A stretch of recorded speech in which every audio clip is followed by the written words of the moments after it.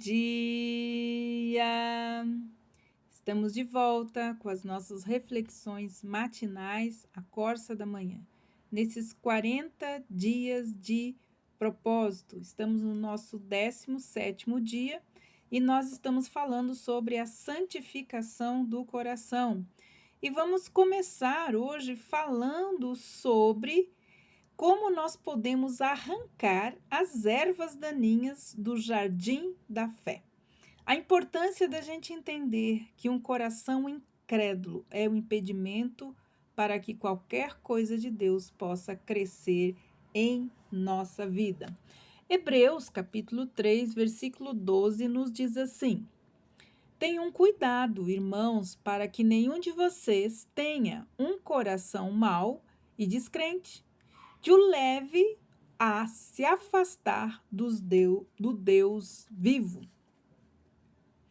A falta de fé tem consequências fatais para uma vida cristã vitoriosa. Nós vamos falar durante esse tempo a respeito das ervas daninhas que crescem no solo da incredulidade.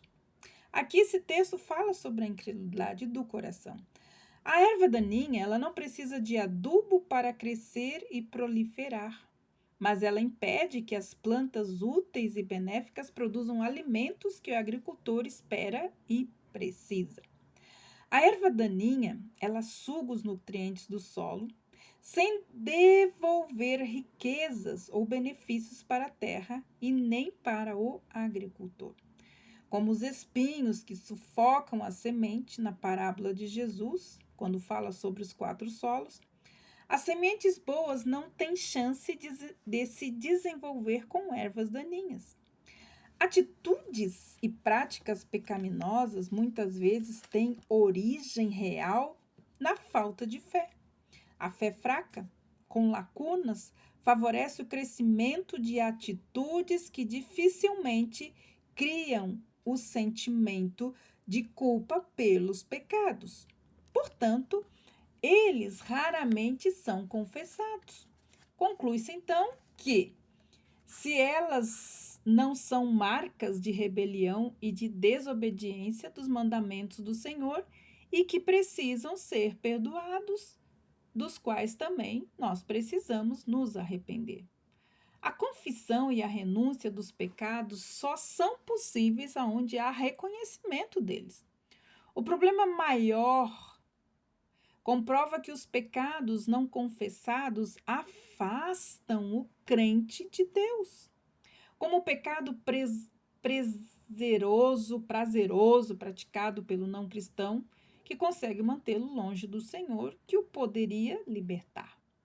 Davi, no Salmo 19, pergunta: quem pode discernir os seus próprios erros? Absolve-me daqueles que não conheço, diz o versículo 12. Quando o Espírito Santo nos chama a atenção para os pecados escondidos em nossa alma, endurecemos o nosso coração, como diz Hebreus. Esses deslizes muitas vezes se tornam hábitos como uma erva daninha, difícil de arrancar e eliminar do campo. Esperamos que Deus faça o bom uso para nos ajudar a descortinar nesse tempo práticas e atitudes que o desonram. É o que nós estamos fazendo nesses 40 dias. O que precisamos entender, então, é que muito do enraizamento dos nossos pecados, que às vezes ficam longe da nossa consciência, reside na pobreza da nossa fé. Os pecadores têm dificuldade em perceber que a fonte de muitos pecados encontra-se na fé anêmica ou quase inexistente. O pecado não é nada além de fazer o que Deus proíbe, como Adão e Eva fizeram em Gênesis 3, ou não fazer o que ele manda. É a terrível declaração de independência da criatura, dependente em relação ao Criador. Então, a ausência do exercício da fé significa não levar a sério a nossa pecaminosidade, mas valorizar a nossa autonomia. Agimos como se Deus não se importasse ou que não percebesse as nossas pequenas falhas, talvez achando que ele observe a nossa santidade em Cristo e não note a desobediência. A hipocrisia de muitas das nossas ações não passam desapercebida, com certeza, do Espírito Santo de Deus. Em Hebreus, então, se escreve também, é o livro da fé. Ele diz que sem fé é impossível agradar a Deus, pois quem dele se aproxima precisa crer que ele existe e que recompensa aqueles que o buscam. Hebreus 11, 6. Os problemas principais da vida, na nossa vida, principalmente das nossas relações, as relações entre marido e mulher, pais e filhos, empregados, patrões, governantes, governador e governados, não são fáceis de administrar.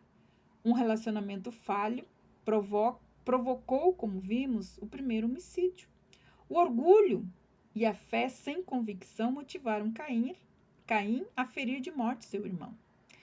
Os relacionamentos são prejudicados pelo pecado, todos os tipos de pecados.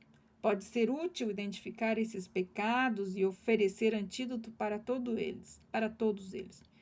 Mas é o arrependimento e a humilhação diante do Senhor, seguidos do enchimento do Espírito Santo, que nos ajuda a nos livrarmos desses pecados e embaraços que de tão perto nos rodeiam. Crendo com firmeza que ele tem poder para transformar a personalidade e as manias pecaminosas, então nós podemos esperar sim um verdadeiro milagre em nossa vida e também nos relacionamentos com outras pessoas. Precisamos invocar a Deus para nos ajudar, para participar das nossas lutas contra a carne. E nós sabemos que a solução mais eficaz é esta, que é oferecida pela palavra de Deus. Então, em busca pela santidade de Deus. Então, nós devemos levar a sério o que Hebreus diz. Cuidado, irmãos, para que nenhum de vocês, tendo o coração perverso e incrédulo, que se afaste do Deus vivo. Ao contrário, devemos nos encorajar uns aos outros todos os dias, durante o tempo que se chama hoje. Então, nenhum de nós seja encontrado endurecido pelo engano do pecado. O autor diz isso a respeito do sentimento de segurança que muitas vezes mantemos em algumas áreas onde há incredulidade em nosso coração. Alguns cristãos se aproximam de precipícios sem notar que a vida espiritual do que julgam possuidores pode se apagar de forma repentina. Nós precisamos, então, aprender como lidar com as ervas daninhas que impedem o nosso crescimento. A palavra de Deus fala a respeito, então, dessas ervas daninhas que nós vamos trabalhar. Sabemos que Satanás foi quem persuadiu Judas a trair Jesus, lá em João 13, 27. Mas o amor ao dinheiro constitui outro elemento preponderante. Ele caiu de tal forma que nunca se recuperou. Ele não contava com a fé para confiar na perfeita satisfação oferecida por Cristo, nem no perdão concedido por Deus de forma gratuita a todos aqueles que se arrependem e se abrigam nele. Quando Paulo soube que os tessalonicenses passavam por duras provas, ele escreveu: por esta razão, não suportando mais, enviei Timóteo para saber a respeito da fé que vocês têm, a fim de que o tentador não os seduza, tornando inútil, então, o nosso esforço. 1 Tessalonicenses 3,5. Paulo entendeu que a sedução por meio da tentação tem raiz aonde? Na incredulidade. E esta, então, é o que nós vamos desenvolver a partir de hoje, trabalhando a santificação do nosso coração. Quais são os pecados que refletem a carência de fé ou a dureza e a incredulidade do nosso coração? Pai, nós vamos iniciar, Senhor, esse novo tempo falando a respeito dessas ervas daninhas que nos impedem de ver a ação poderosa do Senhor e vermos o Senhor, porque a palavra de Deus diz que sem fé nós não podemos agradar ao Senhor. Que o Senhor nos ajude e que teu Santo Espírito comece desde já a trabalhar na incredulidade do nosso coração. Pai, usa-nos, Senhor, e usa, Senhor, esse tempo, que teu Espírito Santo trabalhe em nosso coração e retire, Senhor, toda a raiz de incredulidade. Em nome de Jesus. Amém.